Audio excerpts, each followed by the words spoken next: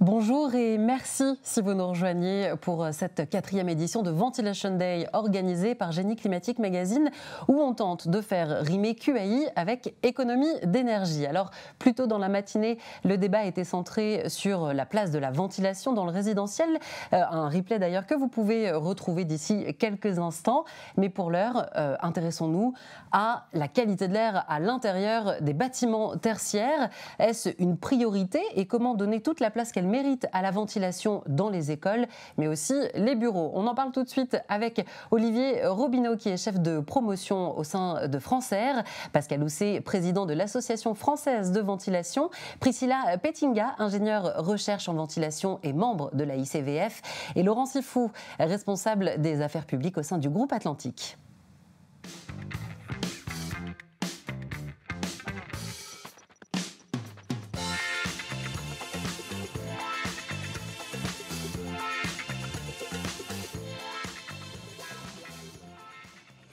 Merci à tous les quatre d'être avec nous. Je le rappelle, si vous avez des questions qui vous viennent pendant nos échanges, n'hésitez pas, vous pouvez nous les poser en direct sur la plateforme et puis il y aura un temps pour y répondre à la fin de ce débat.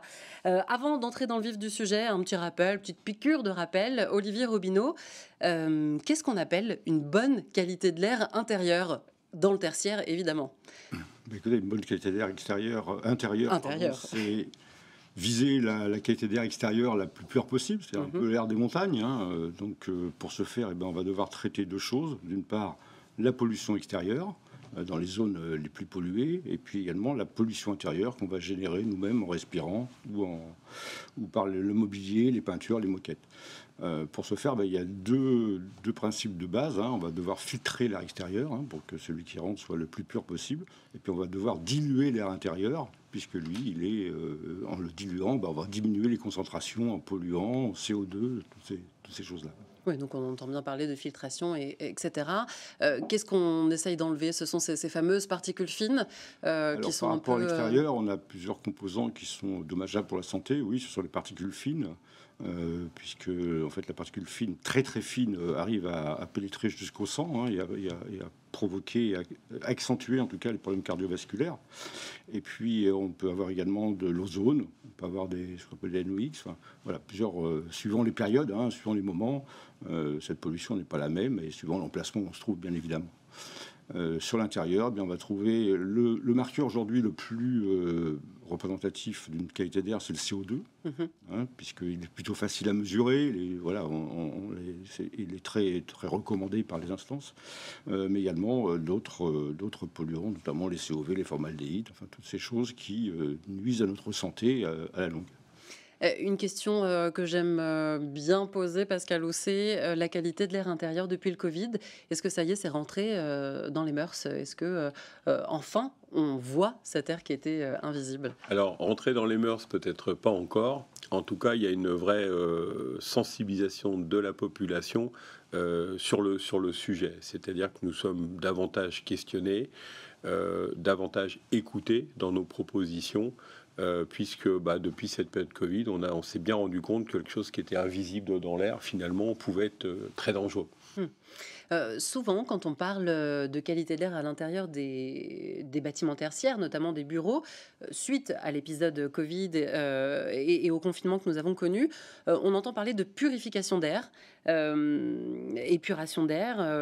Voilà, est-ce que c'est la solution miracle? J'ai déjà une partie de la réponse, mais il faut qu'on en parle parce que c'est aussi une question à laquelle nos internautes qui sont installateurs doivent répondre quand ils sont sur le terrain. Quel avis vous portez sur cette tendance post-Covid, Laurent Sifou? Disons que là où il n'y a pas de ventilation, c'est pas la peine de mettre un épurateur d'air. Donc, je pense par exemple aux classes d'école qui ne sont pas ventilées. Régler le problème par de l'épuration, c'est pas sérieux.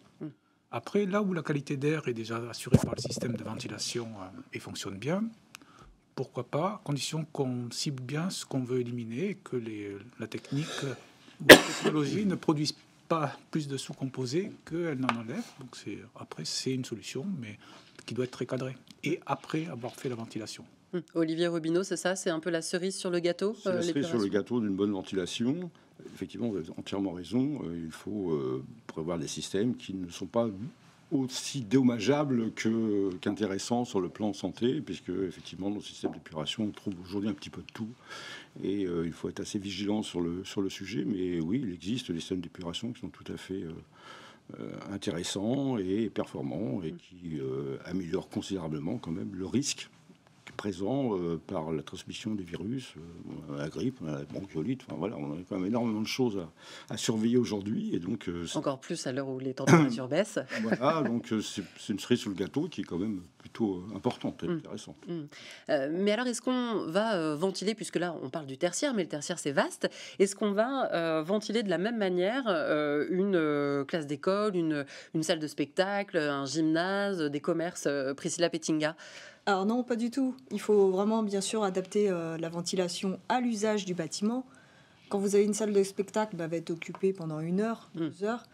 On a aujourd'hui des systèmes qui ont tendance parfois à tourner en continu. Donc il y a des efforts à faire aussi sur cette régulation d'un point de vue énergétique. Et là, il y a beaucoup d'économies à faire. Donc il faut adapter le système pour qu'il assure quand même une ventilation à un nombre d'occupants qui est assez important dans une salle de spectacle. Et en même temps, il faut pouvoir l'arrêter ou diminuer quand il n'y a pas de présence des occupants. Pareil pour les salles de classe, c'est la même gestion. On a des occupations qui sont temporaires, mais nombreuses, donc il va falloir adapter. Par contre, un bureau, ça va être toujours une personne qui va l'occuper. On peut aussi adapter aux horaires, bien sûr. Il y a les salles de réunion où on peut se retrouver. Voilà. Mais le dimensionnement de la ventilation déjà sera moindre par rapport aux besoins. Et les actions de régulation seront aussi différentes. Donc il faut vraiment arriver à adapter cette ventilation aux usages. Aujourd'hui, on n'y est pas. Oui, on a l'impression que c'est vraiment là le gisement d'économie d'énergie à faire, c'est de pouvoir moduler en fonction du taux d'occupation. Quand on est industriel, est-ce que c'est une question à laquelle on essaie d'y répondre? J'imagine que oui, Laurent Fou. Oui, c'est l'avenir de toute façon. Enfin, on se rend compte qu'effectivement, il y a beaucoup de gâchis parce que les gens ne réalisent pas que... Moi, j'avais vu une grande chaîne de salles de sport qui qui envisageait peut-être de moduler selon l'occupation, alors qu'ils avaient des fréquentations qui étaient très différentes, mais du coup, ils étaient tout le temps à fond. Et ça les choquait pas plus que ça, parce qu'ils savaient peut-être pas mettre en face les coûts énergétiques, le coût de la filtration pour rien. Enfin, il y a de la pédagogie à faire, oui. Il y a de la pédagogie, mais il y a peut-être aussi... les systèmes existent. Voilà, c'est ça. Les systèmes existent, mais est-ce qu'il ne faudrait pas les travailler d'une manière un petit peu plus facile pour que tout le monde puisse les utiliser correctement, Olivier Robineau? Alors, oui, ça rentre dans les mœurs petit à petit. Hein. Il y a encore quelques années, c'était effectivement des systèmes quasiment inconnus, la majorité des maîtres d'ouvrage, des architectes, des bureaux d'études. Mais aujourd'hui, c'est vrai que ça avance, ça rentre dans les mœurs. Les systèmes ne se simplifient pas forcément, mais avec de la formation, avec de l'habitude, voilà, on arrive quand même à faire des choses très correctes. Après, il faut les surveiller dans le temps et s'assurer qu'elles vont fonctionner de la même manière au fil des années. Mais ce que je voulais dire par rapport à ce type de bâtiment, c'est qu'il y a aussi un sujet qu'on ignore souvent, c'est la qualité de la diffusion d'air. Ces grands bâtiments de grande hauteur sont pas si évidents que cela. En fait, on parle de qualité d'air aujourd'hui, mais le traitement de l'air, ça sert également à chauffer et à rafraîchir. Et la diffusion de l'air dans ces deux conditions est plutôt complexe à réaliser. Et une mauvaise diffusion d'air, ça veut dire de l'inconfort, mais ça veut dire aussi du gaspillage. En termes. Est-ce que ça veut donc dire qu'il faut aussi plus de pédagogie, plus de formation quand on conçoit ces bâtiments ou une réglementation plus assidue? Alors, je ne pense pas qu'on puisse parler de réglementation, mais il y a comme des normes par rapport à cela qui sont à respecter. C'est surtout de la connaissance, de la compétence, et que considérer que ce n'est pas un sujet secondaire, mais un sujet prioritaire. Oui, Claire Pettinga, ces fameuses règles de l'art finalement, c'est ça? Oui, il y a ça. Et puis aussi, au point de vue de la diffusion de l'air, il y en a un gros souci, c'est qu'aujourd'hui, les systèmes de ventilation sont définis selon des débits. Donc on va demander à fournir un certain débit pour un lieu. Or, ce n'est pas exactement ce qui va représenter la façon dont le débit va être diffusé dans l'espace et la façon dont il va pouvoir éliminer les polluants. Et là, il y a peut-être une façon de penser qui est peut-être à aller rechercher, c'est le taux de renouvellement d'air. Il serait beaucoup plus intéressant d'avoir une qualification des systèmes de ventilation au regard du taux de renouvellement d'air qu'ils amènent dans les pièces, donc de façon à éliminer correctement les polluants, mais partout dans la pièce, Et aujourd'hui, cette qualification n'est pas faite sur ce paramètre-là. Donc il y a une démarche... Pourquoi, d'après vous ? Alors pourquoi ? Bonne question. Ouais. Parce que la réglementation a fixé ces systèmes sur les débits, débit, et parce que c'est plus simple à mesurer aussi. Souvent, c'est canalisé, donc on fait une mesure dans une gaine, on arrive facilement à obtenir un débit. Aller mesurer dans une pièce le débit qui arrive à faire un renouvellement d'air correct, c'est pas évident. Alors aujourd'hui, heureusement, on a des capteurs de CO2 qui arrivent. La mesure aussi n'existait pas. Et grâce à ces capteurs de CO2, on peut aujourd'hui aller regarder ce taux de renouvellement d'air. Donc je pense qu'il y a une nouvelle conception à avoir aussi intellectuelle sur ce paramètre-là. Et une démocratisation peut-être aussi des capteurs de CO2 un peu partout dans le tertiaire. Laurent Sieffo ? Moi, je poserais plutôt la question à l'installateur. Comment on envisage Alors, ce qu'il faut voir, c'est qu'en complément des propos qui ont été tenus, je suis tout à fait d'accord avec ce qui a été dit. Je pense que déjà, il faut changer véritablement de paradigme, au même titre qu'on l'a vu tout à l'heure pour le résidentiel.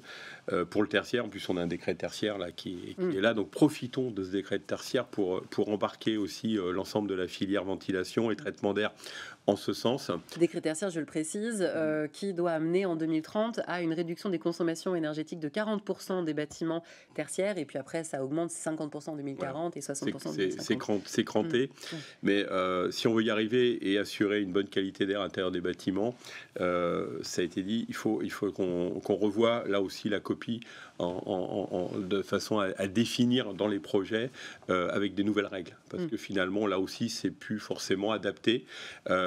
On voit que la notion de mesure, elle est importante. Aujourd'hui, on a des outils de mesure qui nous permettent véritablement de moduler là aussi dans les usages. Donc en fait, il faut que la réglementation soit en phase aussi avec les technologies que nous avons à notre service. Aujourd'hui, ça semble important. Et puis, le nerf de la guerre, faut se dire les choses autour de la table. Il faut aussi que la ventilation, le traitement d'air, lorsqu'il y a dans les bâtiments tertiaires, ne soit pas le curseur économique d'un projet. C'est ça aussi qui est important. Il faut que la conception soit faite de manière qualitative. Et puis, derrière, il faut que les entreprises aient capacité à mettre les bons produits aux bons endroits, là aussi, avec la bonne technologie et avec une facilité, une aisance de maintenance également pour la suite, pour garder ses performances. Donc, tout ce programme-là ne pourra fonctionner et réussir que si effectivement on embarque ce qu'on est en train de faire actuellement, l'ensemble de la filière en ce sens. Mais on a besoin de travailler également avec les architectes, les bureaux d'études pour arriver à mettre ça en musique. Est-ce qu'il n'y a pas une pédagogie aussi à faire quand on est industriel, montrer que oui, cet équipement est performant et il va vous faire gagner tant d'euros sur les consommations d'énergie par rapport à un autre? Il y a encore de la pédagogie, voilà. Il y a toujours, c'est ce que font nos équipes. Mais c'est vrai qu'on se heurte quand même pas mal aux problèmes de budget. Toujours. Toujours. Ouais. Alors, bonne nouvelle tout de même, dans le neuf, depuis le 1er juillet, pour une partie des bâtiments tertiaires, et à partir du 1er janvier 2023 pour les autres, il y a cette fameuse obligation de vérification à réception des systèmes de ventilation avec l'ARE 2020. Est-ce que ça veut dire que le problème est réglé dans le neuf ? Olivier Robineau, je vous vois sourire. Je ne sais pas, ça va améliorer les choses forcément, mais je ne sais pas jusqu'à quel point cela pourra aller. Par exemple, sur l'étanchéité des réseaux, aujourd'hui, on contrôle 10% encore pour les bâtiments en maison, on contrôle 10% du réseau. Donc, il y a encore 90% qui peuvent fuir sans que ça se voit. Comment ça se fait qu'on ne contrôle que 10% Parce que c'est très long à contrôler. Le problème de nos installations, c'est qu'elles sont invisibles une fois que le chantier est terminé, donc il est très difficile d'accès. Alors, il existe quand même des entreprises aujourd'hui qui se sont spécialisées dans le commissioning, qui ont un vrai savoir-faire autour du sujet. Et je pense que ça doit se répandre de plus en plus, puisqu'on va aller là vraiment non seulement contrôler l'installation, mais on va contrôler la performance réellement du système, à tous les points du système. Donc voilà, je pense que c'est un sujet quand même qui va rentrer, mais c'est un coût supplémentaire. C'est-à-dire qu'il faut missionner une entreprise spécialisée. Et voilà, les choses vont aller très doucement, mais dans le bon sens. Et ce fameux protocole de ventilation RE 2020 pour le tertiaire, est-ce qu'on sait quand est-ce qu'il va arriver, Priscilla Pettinga ? Il est déjà existant depuis... bonne nouvelle. Depuis un moment, toutes les fiches, elles sont disponibles sur le site d'ailleurs de Promévent. Ok. On peut les télécharger, elles sont vraiment accessibles parce que c'est des fiches qui sont faites pour les gens du terrain. Ok. Donc il y a des petites cases à cocher, c'est expliqué, c'est assez simple à mettre en œuvre. Après, dans le tertiaire, comme l'a rappelé M. Robineau, c'est que les installations sont quand même très complexes. Donc il y a beaucoup de paramètres à aller voir, il y a beaucoup d'éléments à contrôler. Donc c'est sûr que ça va prendre du temps, que c'est une mission qu'il faut intégrer dans le coût de la construction. Il ne faut pas se dire ça va se passer facilement, mais il faut vraiment intégrer son coût dans la construction, en sachant que derrière, c'est des économies d'énergie à l'exploitation. Et c'est là où il y a peut-être un levier d'action à faire, c'est comment j'intègre ces économies d'énergie à l'exploitation dans mon coût de construction. Et c'est peut-être en vendant des contrats de performance énergétique d'exploitation du bâtiment qu'on arrivera à intégrer ces coûts supplémentaires. Oui, dans l'existant, très, très certainement. On a l'impression que cette loi de la ventilation dans le tertiaire, elle n'est pas suivie, elle n'est pas écoutée. Qu'est-ce qu'elle dit concrètement et est-ce que c'est respecté voilà, la loi pour la ventilation dans le tertiaire, Priscilla Bettinga? Non, c'est pas du tout respecté. C'est pas du tout respecté parce qu'il y a aucune contrainte réglementaire derrière. On risque rien. C'est ça. Il faudrait taper sur les doigts des constructeurs. Malheureusement. Ouais. Encore les pauvres installateurs qui vont se faire disputer, c'est ça, Pascal Housset? Non, c'est pas les seuls. Ouais. Alors, si je me permets, un point important dans la notion de commissionnement qui a été indiqué tout à l'heure, c'est important cette traçabilité, c'est-à-dire la conception, l'installation, la réalisation et l'installation et le passage à la maintenance. En fait, ce qu'on s'aperçoit, c'est que souvent les entreprises qui installent ne sont pas forcément les entreprises qui exploitent derrière. Alors nous, on a mis le doigt là-dessus depuis un petit moment déjà et on a fait une proposition à l'AFV. C'est un projet qu'on a pour 2023. On souhaite établir ce qu'on appelle un contrat de passation des travaux de ventilation. C'est-à-dire que l'entreprise qui réalise, il y aura un protocole avec... Alors, il faudra définir quand même... un exploitant à un moment donné, là aussi, suffisamment en amont et pas des fois moment. 1 an ou 2 ans après l'installation, comme c'est souvent le cas actuellement, disons on est en période de fait achèvement, de garantie, donc pour l'instant on fait rien, on attend et on voit ce qui se passe. Et puis c'est là où ça se gâte parce que finalement la 3e année, il y a des exploitants qui sont consultés, qui arrivent et qui disent bon là, nous ça correspond pas aux critères, on peut pas prendre l'installation en l'état. Et donc ça, c'est malheureusement trop souvent. Et alors, ces contrats de passation, ça existe déjà. Moi, je l'ai pratiqué en chauffage pour des chaufferies. Ça se passe très bien quand on le fait. Et faisons-le pour la ventilation. Donc, il y a un GT qui va être créé début 2023. Et donc, au sein de l'association française de ventilation, avec le CINASA, FEDEN et puis les OP d'installateurs.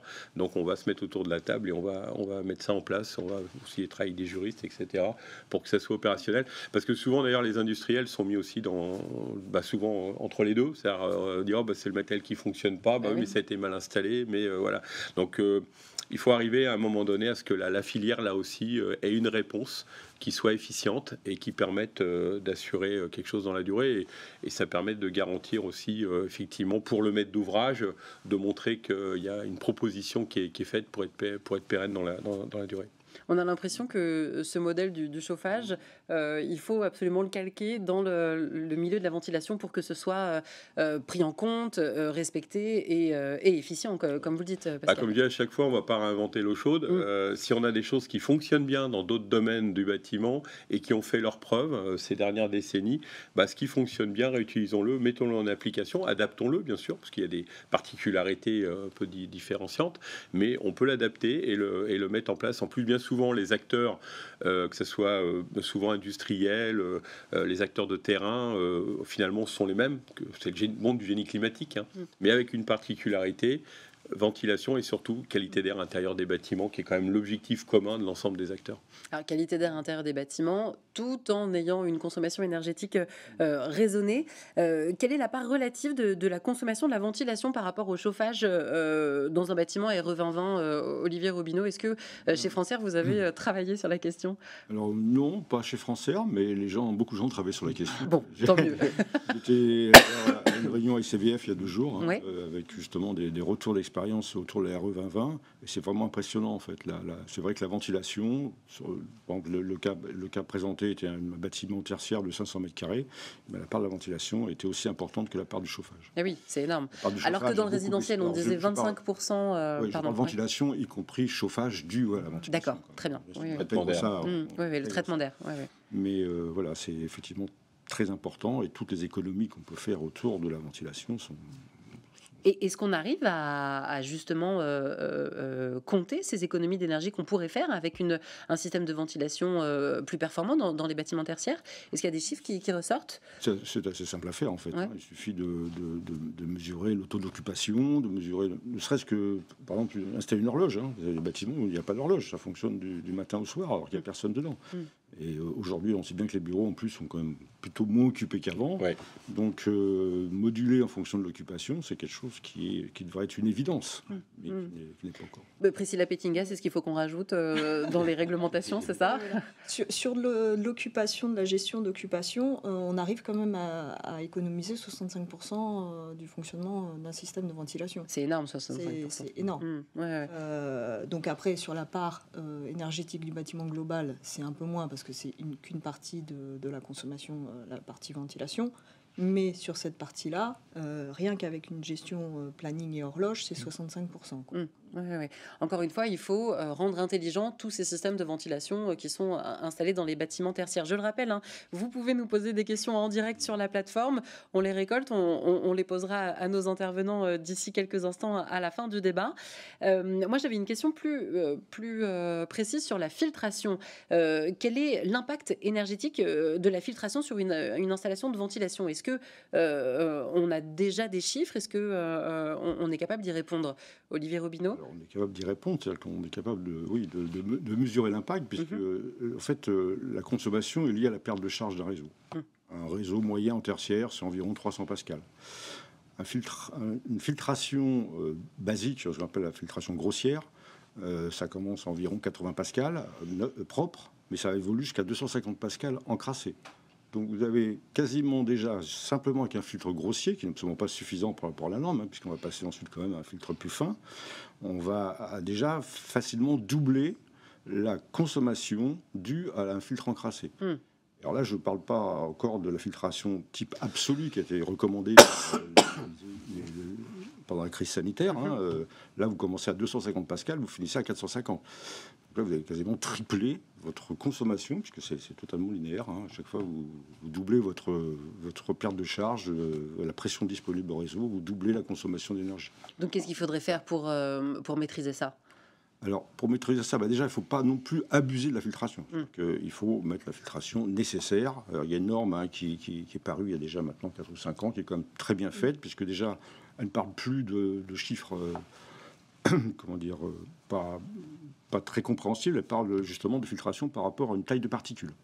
Donc là, on sait où on va, 70% EPM10, par exemple.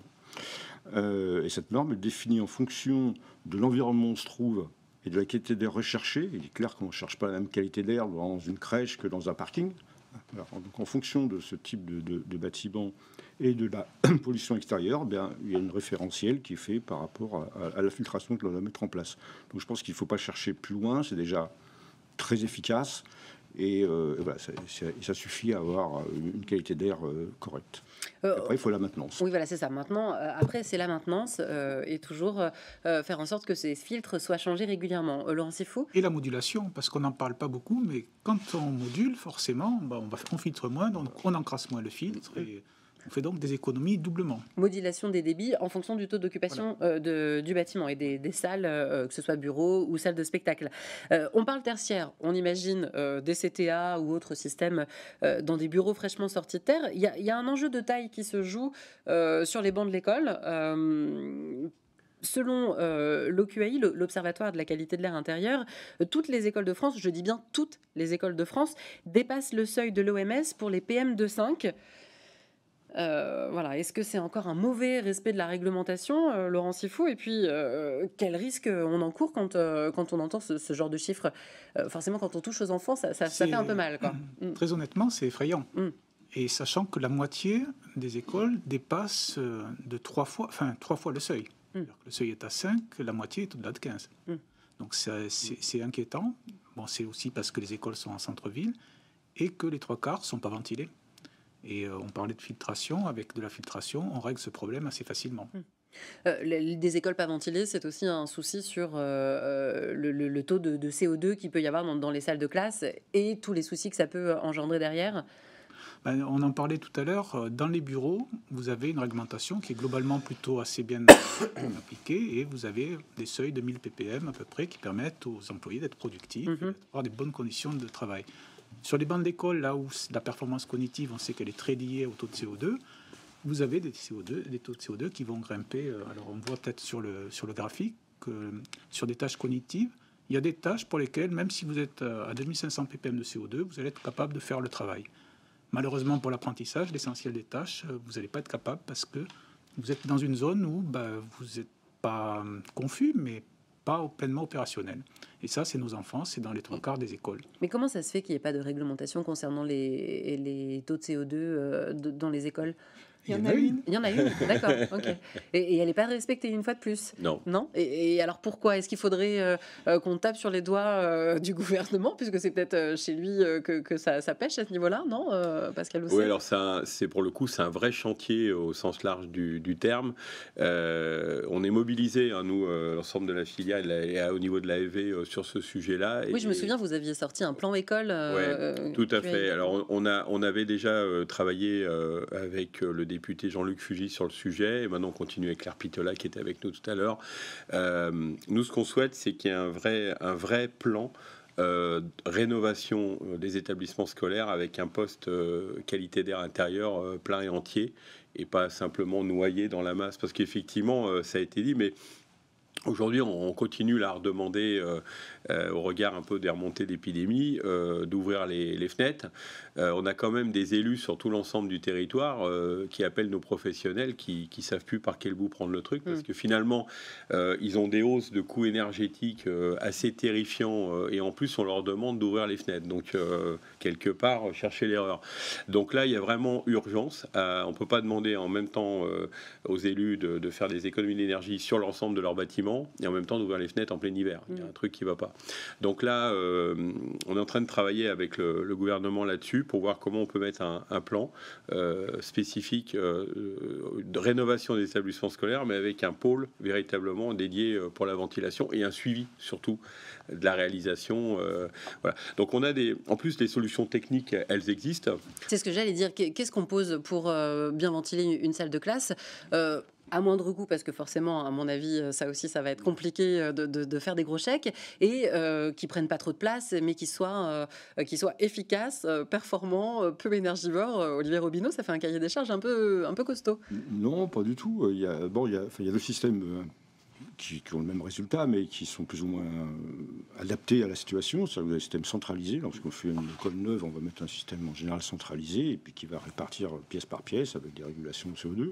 Et puis vous avez aussi des unités autonomes qui peuvent être installées, et puis salle par salle, et qui sont très très efficaces et très simples à installer en plus. Donc, mais le sujet est très très mal connu. Enfin, je veux dire, en tant qu'élu moi-même, c'est plutôt la connaissance de ces sujets-là par rapport aux services techniques, aux trucs, est totalement quasiment nul, quoi.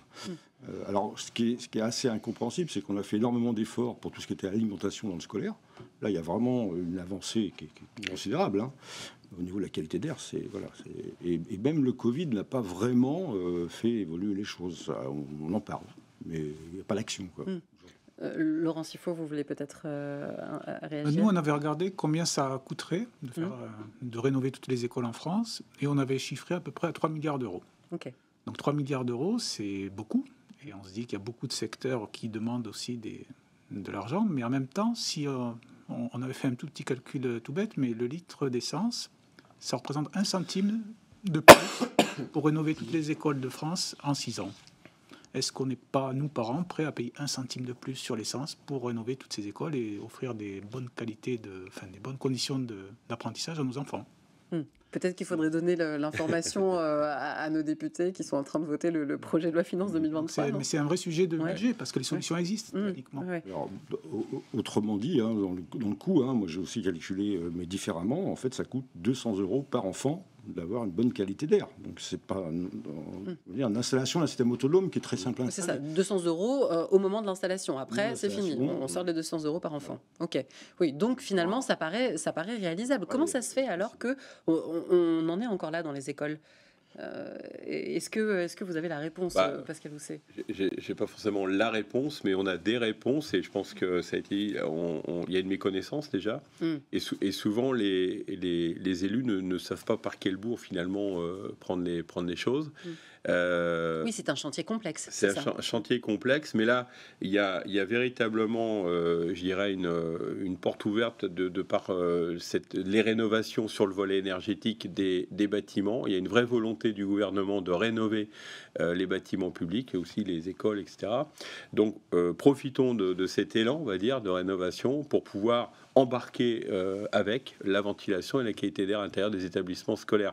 Mais là où où nous sommes très vigilants, c'est que là aussi, que la ventilation soit pas le curseur économique de la rénovation de ces mêmes établissements scolaires. Il faut véritablement que l'aspect ventilation, qualité d'air à l'intérieur de ces établissements scolaires soit prioritaire dans le cadre aussi de la rénovation énergétique du bâtiment. Donc là, quand on dit pas de rénovation sans ventilation, c'est puissance 10 pour ces types de bâtiments également, c'est prioritaire. Après, pour le tertiaire, et je parle sous votre contrôle, mais on voit bien quand même que sur le territoire, tout ce qui est bureau, en général, il y a déjà des équipements, des systèmes de traitement d'air. Tout ce qui est après industrie, alors parlons même pas des hôpitaux, des laboratoires, etc., où là, ils sont même très en avance sur les sujets pour des raisons évidentes. Mais voilà, donc, mais il y a effectivement, il y a un gap là aussi à passer. Mais les solutions techniques, elles ont été faites. D'ailleurs, il y a un document qui a été fait avec Profil qui relaie bien justement les solutions qui ont été énoncées. Donc, je pense qu'il y a un travail d'information à faire au niveau des collectivités locales.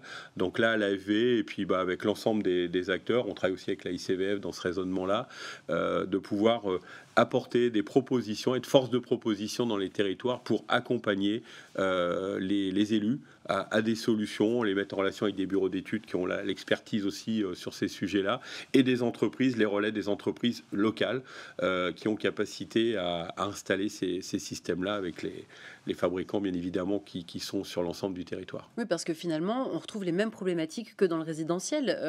Il y a bien évidemment les consommations énergétiques, mais il y a également la santé pour ces occupants, ces jeunes occupants, si on parle des écoliers.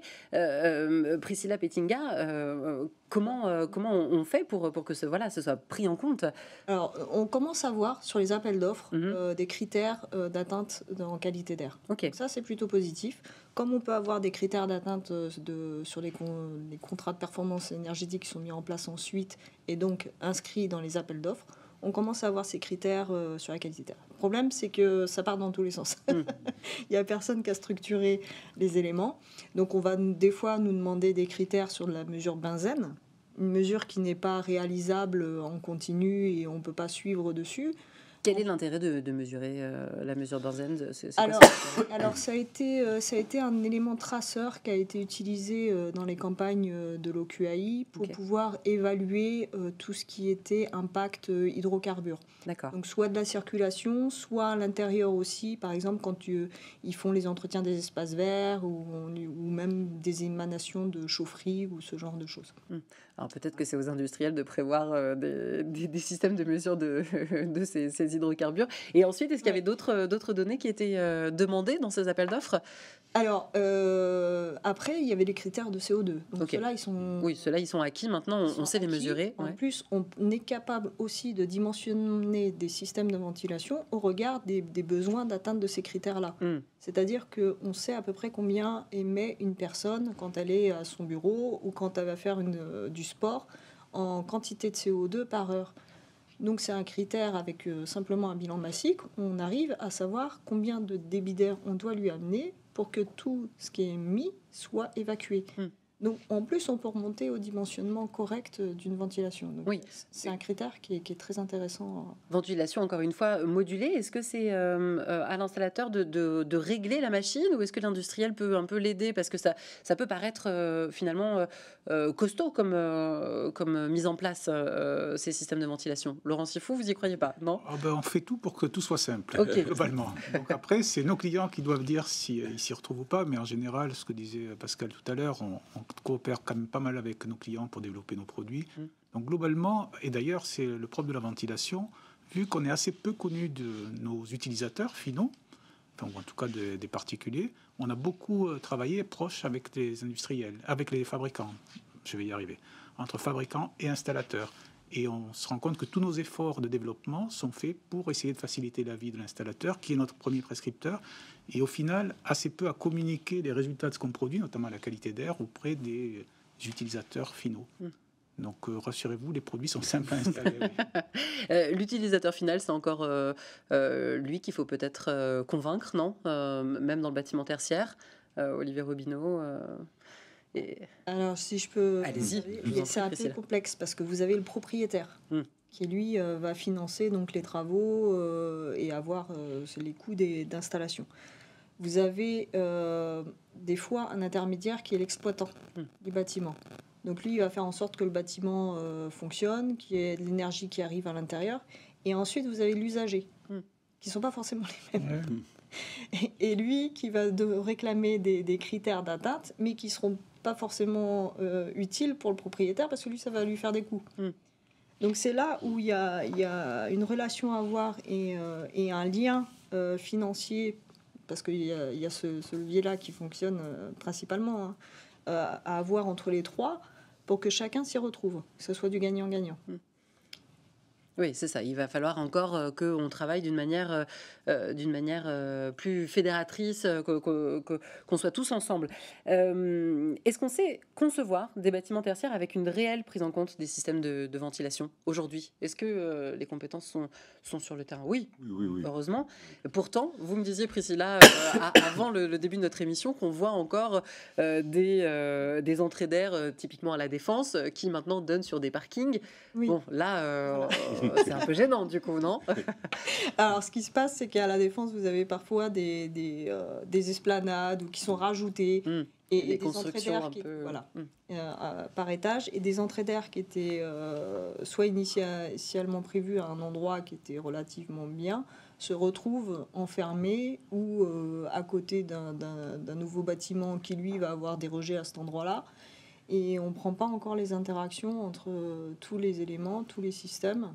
Et il faut avoir une vision globale qu'on ne retrouve pas. Donc les règles de l'art ne sont pas toujours respectées dans ce sens-là, c'est-à-dire où placer les entrées d'air, où mettre les extractions. On retrouve encore des défauts là-dessus. Et puis adapter les systèmes de filtration à la qualité d'air qu'on rencontre. S'assurer que les gaines soient bien étanchées. Toutes ces règles de l'art sont encore... Mais comment on peut faire pour vérifier de la pérennité de ces installations au vu de l'émancipation de l'urbanisme? Il faudra comme un carnet de chaufferie, il faudra un carnet sanitaire air, ou un carnet d'entretien air, vous l'appellerez comme vous voulez, mais qui comprend le dossier d'installation, donc avec toutes les valeurs de référence, tous les débits d'air, tout ce qui a été installé, tous les DOE qu'on retrouve aujourd'hui, pas rarement. Et ensuite, de voir ce suivi, parce qu'il existe quand même des réglementations qui imposent de faire des contrôles réguliers et qu'on vienne inscrire sur ce carnet qui puisse être transmis d'un usager à un autre, d'un exploitant à un autre, et en continu. La maintenance, quel point de vigilance il faut avoir quand on arrive sur un bâtiment tertiaire pour nos internautes qui seraient confrontés à ce genre de situation? La maintenance, déjà, c'est lorsque une entreprise reprend un bâtiment en maintenance. On parlait de chaufferie tout à l'heure. Là aussi, prenons l'exemple des chaufferies gaz, de toutes les installations gaz, on a une vraie traçabilité. Alors effectivement, la difficulté de récupérer les dossiers d'ouvrage exécutés, c'est toujours compliqué. C'est demandé au moment des réalisations en multiples exemplaires, en format digital, papier, puis finalement, le jour où il y en a besoin, personne ne les a. Donc, donc déjà là, il y a un souci. Mais en plus, C'est ce qu'on indiquait tout à l'heure, quand on prend un contrat de maintenance sur un système de traitement d'air et de ventilation, il y a déjà du temps à passer à déjà pré-contrôler, enfin revérifier l'installation, si elle est fonctionnelle, si elle est conforme, si elle répond à un certain nombre de critères. Et déjà, ça, c'est un gros boulot. Alors, il y a deux formats, hein. C'est soit l'entreprise, à la limite, peu importe ce qui se passe, elle prend le contrat pour prendre le contrat, et puis les complications se font après. Soit, effectivement, il y a un vrai travail d'expertise, et là, malheureusement, on s'aperçoit qu'effectivement, souvent, ça pose problème. D'où, encore une fois, ce contrat de passation qui nous semble évident. Et puis, ce carnet, ce carnet de santé de la QAI du bâtiment, je pense que c'est la bonne option, effectivement, qui est une traçabilité. On parlait de commissionnement tout à l'heure. Il faut que le commissioning il soit suivi. Tout le temps qu'on mettra pas ça en place, je pense que ça sera difficile d'avoir cette pérennité et de maintenir la performance, ce contrat de performance de la QAI dans le bâtiment, dans la durée. Donc il y a là aussi des choses à mettre en place. C'est pour ça qu'on travaille ensemble d'ailleurs dans ce sens. Oui, et puis ça peut être rassurant pour vous, industriels, parce qu'au moins vos équipements mis en place, on ne va pas vous taper sur les doigts en disant il ne marche pas, c'est de votre faute, messieurs. Non, c'est souvent quand même. Ah oui.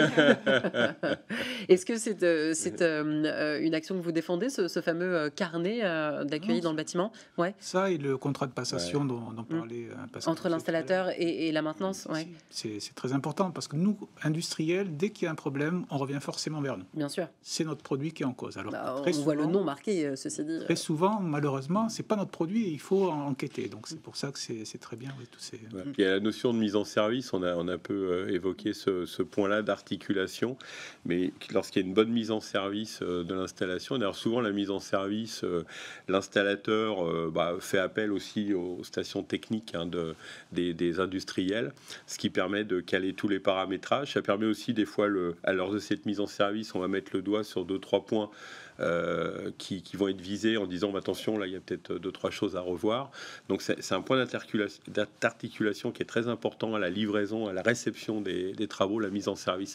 Cette notion de mise en service, elle n'est pas suffisamment appliquée, malheureusement. Alors avec la RE 2020, est-ce que ça ne va pas un peu nous sauver, cette obligation de vérification? Alors oui, dans les logements neufs, dans le collectif neuf, dans le tertiaire, en fait, ça dépend des typologies d'installation et des typologies de bâtiments. Il y a des bâtiments sur des choses assez pointues. Là, pour le coup, on a des sociétés qui sont ultra spécialisées dans la réalisation de ces travaux-là. Donc, ce qu'on appelle les ventilistes, ou ce que nous on appelle les gaineux dans notre jargon professionnel, qui sont des pros de la ventilation, de la gaine, qui ne font que ça, ils font pas autre chose. Donc eux, en général, ils vont jusqu'à leur mise en œuvre, se passe pas trop mal, mais il peut y avoir quand même au niveau de la mise en service parfois quelques lacunes. Ça peut être d'ordre divers et variés. On parlait tout à l'heure le fait d'être connecté de plus en plus. On a tous les systèmes de mesure aujourd'hui, les industriels les ont développés. On l'a en milieu hospitalier, on l'a dans les laboratoires, on l'a dans plein d'endroits déjà, dans l'aérospatial et autres. Mais par contre, il faut arriver à le démocratiser. Il faut arriver aussi à embarquer davantage de professionnels au vu des enjeux quand même de rénovation. Il faut qu'on embarque davantage de professionnels, il faut qu'on forme davantage de professionnels là-dessus. Parce que c'est un autre métier quand même qui s'offre à vous avec toute cette digitalisation. Si on arrive dans le tertiaire, oui. Parce que là, on rentre, c'est comme, moi je dis toujours, je reprends souvent l'exemple du chauffage, celui qui pose des petites chaudières murales dans un logement et celui qui fait des chaufferies dans des bâtiments collectifs ou dans le tertiaire, c'est pas du tout les mêmes équipes, c'est pas le même personnel, c'est pas les mêmes formations, même si finalement c'est toujours du chauffage, même là c'est toujours de la ventilation. C'est pas les mêmes réglementations dans la ventilation. Voilà, aussi. Mais c'est pas les mêmes critères. Donc il faut arriver aussi pour le tertiaire à ce qu'on monte en puissance, qu'on forme là aussi du personnel. Donc on travaille aussi en ce sens, formation, montée en compétences pour avoir des pros aussi pour tous ces enjeux dans le bâtiment tertiaire, où là on va retrouver des profils très différents aussi que dans le résidentiel. C'est important. Et également pour la maintenance, on ne va pas retrouver non plus les mêmes profils. Donc ça, c'est des enjeux importants aussi pour l'AFV de travailler en collaboration avec l'ensemble des acteurs de la filière. Oui, encore une fois, grandir en compétences sur le terrain. Merci beaucoup à tous les quatre. On passe tout de suite aux questions des internautes.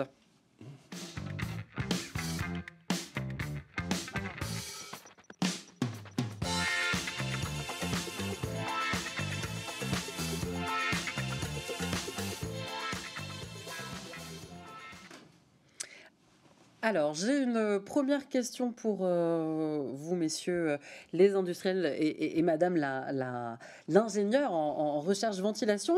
Donc, ventilation par ouverture des fenêtres, pas dans les écoles, c'est l'exception de la réglementation. Une question sur la modulation. Est-ce que l'arrêt d'un système ne risque-t-il pas de favoriser des condensations dans les gaines? Est-ce réellement envisageable ou vaut-il mieux opter pour la réduction des débits, tout simplement? Laurent Siffo. Alors, la position arrêt total de la ventilation, moi, en tant que professionnel, on va dire, de la ventilation, ça me choque. Parce qu'on considère qu'il y a toujours un débit minimum à avoir. Maintenant, ça a été des consignes qui ont été données dans le cadre des économies d'énergie, donc on s'incline. Mais effectivement, il faut... nous, on préfère avoir un débit réduit que couper complètement la ventilation. Il y a peut-être des risques de condensation, mais il y a aussi tout simplement l'accumulation de polluants qui vont rester, les COV qui vont être émis, qui ne vont pas être évacués. Je ne vois pas trop l'intérêt, puisque réduire à 10% le débit, on va déjà faire beaucoup d'économies. Arrêter complètement, non. Oui, dans la balance, finalement, c'est peut-être mieux de risquer un peu de condensation, c'est ça que vous dites, plutôt que... C'est peut-être mieux de réduire les débits que de les arrêter. Oui, voilà. D'accord. On les réduit, on les arrête pas complètement. Olivier Rubineau? Oui, complètement. Le standard de ces registres, on appelle ça des registres tout ou peu. Il y a également des registres tout ou rien, mais dans notre métier, quand même, la règle générale, c'est le registre tout ou peu. Donc, en cas d'inoccupation, on ventile quand même à 10% du débit, donc c'est quand même très, très faible, mais qui assure une pérennité du bâtiment. J'ai une autre question qui rejoint un petit peu ce qu'on disait Pascal Housset avec la montée en compétences sur le terrain. Comment et où trouver ces professionnels qui vont travailler, qui vont respecter les règles de l'art? Est-ce qu'on a un petit annuaire où on pourrait retrouver tous ces professionnels, ces bons ventilistes, entre guillemets? Oui, alors on est sur du multi-sourcing, hein, finalement, au même titre qu'on forme des compétences dans nos centres. On a fait une cartographie nationale des centres de formation divers et variés. Rappelons qu'on est parti de loin il y a 2 ans et c'était une promesse forte quand on a créé l'association, c'était effectivement de mettre des dispositifs de formation qui soient adaptés. Donc rappelons qu'on a mis en place dans les centres de formation des formations diplômantes pour les alternants, donc pour les jeunes.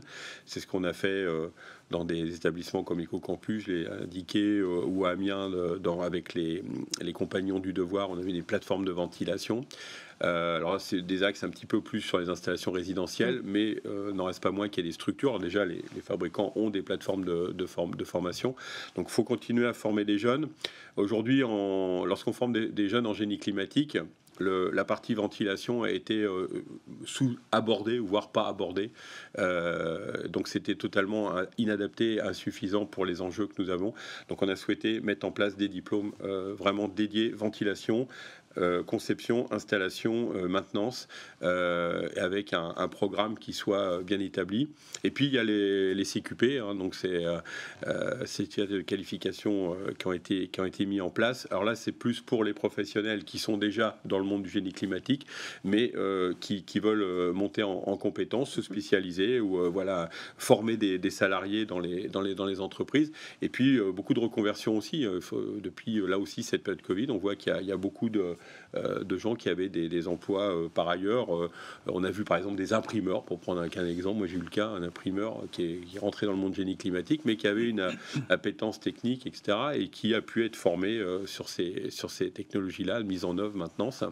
Donc l'attractivité des métiers, on y travaille aussi. On fait des vidéos, on essaye d'être très présent aussi localement chaque fois qu'on peut pour expliquer aussi aux jeunes que dans les métiers du bâtiment, il y a aussi des choses très passionnantes, hein, des métiers techniques. On a besoin d'avoir des têtes bien faites, hein, finalement aussi. D'autant qu'il y a une demande sur le terrain. Ils auront du boulot, clairement. Il y a une demande. Rappelons, hein, nous, les derniers chiffres qu'on a donnés là, aux 24 heures du bâtiment, on a recruté plus de 15 000 personnes dans le bâtiment encore cette année. On avait un enjeu de 25, mais bon, ça s'est tassé un petit peu. Vous avez la part du génie climatique sur ces 15 000 ou pas? Alors, j'ai malheureusement pas encore des chiffres précis, mais on je crois que c'est plus de 3000. Okay. Ouais, plus de 3000 personnes dans notre secteur d'activité. Le secteur du génie climatique, si on prend qu'au niveau de la fédération, on est la deuxième plus grosse entité en termes d'effectifs d'entreprise et de salariés dans le bâtiment. Donc voilà, ces 3000, maintenant il va falloir les former aussi à devenir de bons ventilistes, c'est ça exactement, donc il y a des enjeux importants. Ouais. Tout à fait. J'ai une autre question un peu technique. 2 systèmes de récupération d'énergie cohabitent dans les centrales de traitement d'air. On a les échangeurs à roues et les contreflux. Quels sont les avantages et les inconvénients de chacun? Olivier Robineau, Laurent Siffo, Olivier, allez-y. Oui, alors effectivement, ces 2 systèmes cohabitent. Ils ont fait plutôt parler d'eux d'ailleurs pendant la période Covid, puisqu'il y en a un qui était le plus répandu, qui était ce qu'on appelle la roue, et qui avait une légère fuite au passage des flux, et les pouvoirs publics ont demandé de les arrêter pendant la période Covid, ce qui a fait des surcoûts de consommation complètement déments. Enfin voilà. Aujourd'hui, sur ces 2 systèmes, vous avez donc la roue a une efficacité qui est inférieure d'environ 10% à l'autre système qu'on appelle le contreflux, sur les flux croisés qui se croisent longtemps.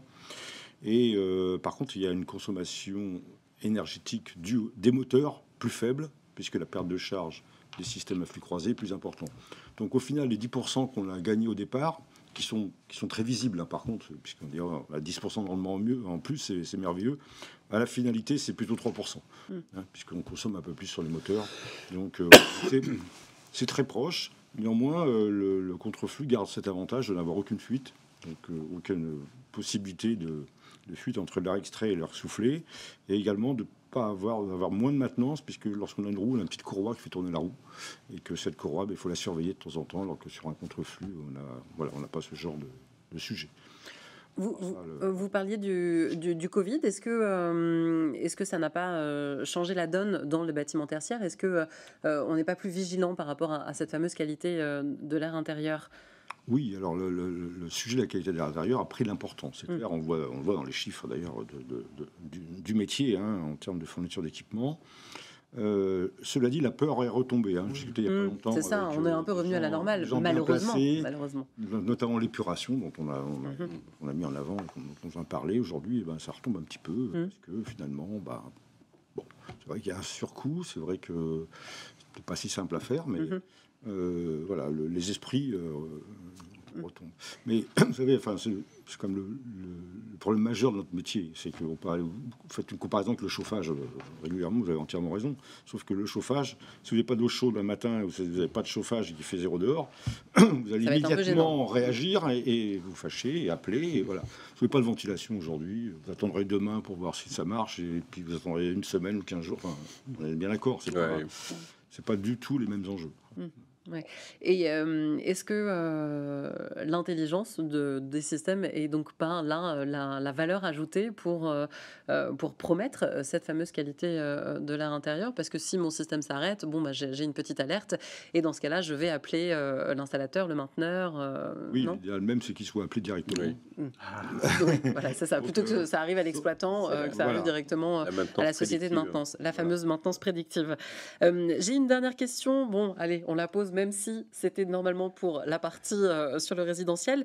Dans la maison individuelle, à quel corps d'État on donne la priorité de la ventilation? Est-ce que ça va être l'électricien? On a moins cette question dans le tertiaire, parce que vous le disiez, on a ces gaineux, on a ces ventilistes, mais dans le résidentiel, il y a le souci, qui va s'occuper de la ventilation? C'est plus le souci, effectivement, dans le petit résidentiel, puisque un coup, c'est le plombier chauffagiste, un coup, c'est l'électricien, un coup, des fois, c'est le plaquiste en construction neuve, et un coup, c'est celui qui a bien voulu le faire pour le prix qu'on lui a donné. Voilà, donc pour faire court, c'est ça.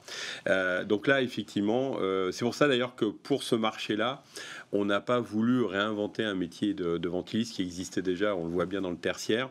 Mais nous, l'objectif, c'est celui qui fait acte de mettre en œuvre un système de ventilation, quel qu'il soit, dans du résidentiel, il doit le faire de bonne manière. Voilà, c'est juste ça l'axe de travail que nous avons, parce que, alors on travaille avec les électriciens, que ce soit chez nous à la FEBEC, la FFIE qui représente les électriciens, la CAPEB aussi les électriciens, donc on travaille avec toute cette filière-là pour qu'ils aient les mêmes niveaux d'information. On est régulièrement d'ailleurs, c'est le cas de le dire pour les tenir au courant, sans jeu de mots, qu'ils soient informés des avancées des travaux de l'AFV. Bien sûr, les les gens du génie climatique, bien évidemment. Et puis, on prône des réunions, et nos collègues aussi CAVEB le font, c'est qu'on fait des réunions transverses, multimétiers, pour que l'ensemble soit informé. Je reprends beaucoup l'exemple de ce qu'on a fait, si vous vous souvenez, des actions qu'on a menées lorsque le début du BBC. Bâtiment basse consommation, etc. Il y avait vraiment des points techniques pour les traversées de cloison, etc. Donc tout le monde se mettait autour de la table, et puis ça permettait de mettre en place les bons principes. Et bien là, on est parti sur la même façon de faire, c'est-à-dire de réunir nos pros et de leur dire, avec des... Là, on travaille sur des fiches, effectivement, qui puissent être mis, là, comme on le fait pour le chauffage et le gaz, etc. Des petits fascicules aussi, que ça soit en format digital sur le téléphone portable pour les compagnons, sur les opérateurs sur le chantier, de manière à les bonnes pratiques, voilà, mise en œuvre, la pose de gaines, etc. Parce qu'on a beaucoup parlé, effectivement, des centrales, des moteurs de ventilation, mais il y a aussi, et c'est là où souvent, d'ailleurs, le bas blesse, c'est les réseaux. Les réseaux où des fois, on a tout type de gaines divers et variés, les jonctions des gaines, les types de bouches qui sont pas toujours adaptés non plus. Est-ce que c'est le cas aussi dans le tertiaire? Alors, moins dans le tertiaire, mais ça peut néanmoins arriver parce que c'est le problème des fois des projets qui sont sous-traités, resous-traités, et voilà. Donc, et puis c'est la façon dont sont stockés les produits de ventilation sur les chantiers. Bien sûr. Alors là, on a mis en place ce qu'on appelle du lean management pour arriver à avoir des aires de stockage où les gaines ne sont pas écrasées, ne sont pas endommagées. Ou pleines de poussière également. Oui, aussi, voilà, avec qu'elles soient avec des obturateurs. Bon, il y a encore beaucoup à faire, mais on y travaille en tout cas. Donc, d'ailleurs, les entreprises qui sont maintenant formées au lean management, on a de plus en plus, ça monte en puissance.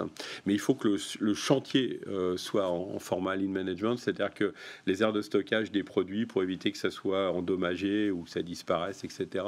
Donc il y a tout un travail d'organisation du chantier, mais ça fait partie des objectifs qu'on s'est donnés, en tout cas pour améliorer aussi la mise en œuvre des produits et le stockage des produits sur les chantiers.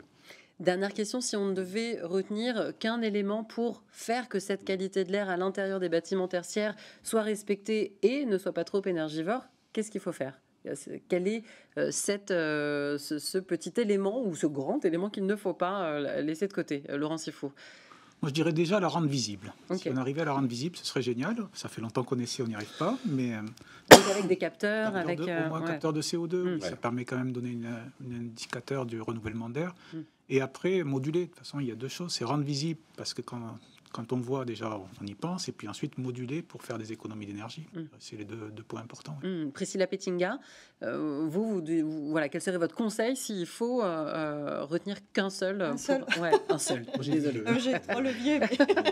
Allez, 2 si vous voulez. C'est bientôt Noël, je vous fais un petit cadeau.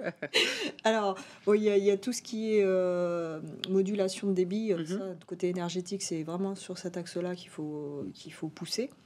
En sachant que une simple installation, par exemple, de capteurs qui font de la mesure avec un équipement qui soit adapté, qu'on puisse moduler, parce que ça aussi, il y a des fois des équipements qu'on ne peut pas moduler.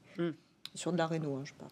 Mais sur des équipements qu'on peut moduler en installant des capteurs, on arrive à avoir des retours d'investissement sur 1 an. C'est très rapide. Très rapide. Très rapide, donc il faut y aller. Ensuite, si on doit faire des travaux, là, selon les bâtiments, on monte à 3, voire 10 ans, si vraiment on rénove toutes les installations de ventilation. Mais quand même, 3, 10 ans, oui, ça reste extrême. Surtout qu'on doit atteindre des objectifs en 2050 qui sont assez importants. Donc, allons-y. Et l'autre point, donc, merci pour le cadeau, c'est le carnet sanitaire. Le fameux. Le fameux carnet sanitaire. S'il n'y a pas de suivi derrière, ça ne sert à rien d'investir sur les équipements performants, ça ne sert à rien d'investir sur des régulations si ce n'est pas suivi, si ce n'est pas maintenu comme il faut. Donc il faut absolument avoir ce suivi, on continue derrière et contrôler. Olivier Robineau, pour vous, qualité... Beaucoup de choses. Un petit complément peut-être, c'est que nos architectes aient conscience qu'un système de ventilation, ça prend un peu de place, qu'il faut leur laisser un peu de place, parce que un bâtiment, vous avez très peu de place, vous allez passer avec des vitesses excessives, vous allez avoir donc beaucoup de pertes de charge, donc beaucoup de consommation, vous allez avoir aussi certainement un inconfort dû à une nuisance sonore. Voilà, on va cumuler les problèmes. Aujourd'hui, par exemple, dans les bâtiments de bureaux, c'est très on aime beaucoup, les promoteurs aiment beaucoup avoir des hauteurs de 2,70 m. Auparavant, c'était 2,50 m, mais bon, on a l'impression de mieux respirer. Sauf que derrière, il n'y a plus de place, parce que le bâtiment, à l'origine, en rénovation, il a été fait pour des hauteurs de 2,50 m. Donc, en haut, on va essayer de placer tout ce qu'il y a à placer, et puis au final, on n'y arrive pas au mal, quoi. Enfin, voilà, et donc le résultat est plutôt... J'ai toujours... Pardon. Le confort est un élément indispensable à la ventilation. Sans confort, les gens arrêtent la ventilation. Et à ce moment-là, la qualité de l'air disparaît complètement, même avec la plus belle installation que vous pouvez avoir. Vous voyez des diffuseurs qui sont bouchés. Vous voyez des trucs qui sont il ne faut pas ressentir ce fameux coup de froid, ce fameux courant d'air. Pascal Housset, le mot de la fin sera pour vous. Oui, monter en compétence pour les installateurs, mainteneurs, et puis cohésion de la filière. Merci beaucoup à tous les quatre. On l'a donc noté, de la modulation, mais également ce fameux carnet sanitaire, de la cohésion et puis de la pédagogie auprès de tous les acteurs. Merci à vous d'avoir suivi cette 4e édition de Ventilation Day. Bien évidemment, vous pourrez avoir accès au replay d'ici quelques instants. Et puis un dossier complet sera à retrouver dans le numéro de décembre de Génie Climatique Magazine, un numéro qui devrait arriver sous le sapin. J'en profite, je vous souhaite de très belles fêtes et je vous dis à bientôt. Au revoir.